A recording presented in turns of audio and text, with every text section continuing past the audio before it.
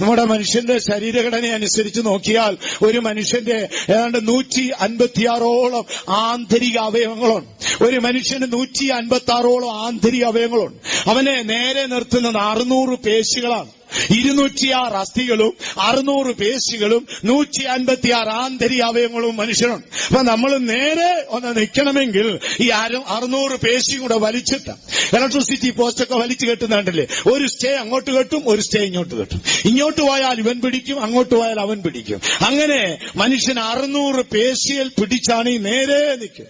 പലർക്കും ഇതറിയാതാണ് അവൻ നെഞ്ചും നെറ്റിയൊക്കെ കാണിക്കുന്നത്. അതിൽ ഒരു പേശി ഓടിപ്പോയാൽ നമ്മൾ പിന്നെ 8, 10 എന്നും പറഞ്ഞ് നടക്കും. അത് ഓർത്തോണം. അപ്പോൾ ഈ 600 പേശി വലിഞ്ഞു നിൽക്കുകയാണ്.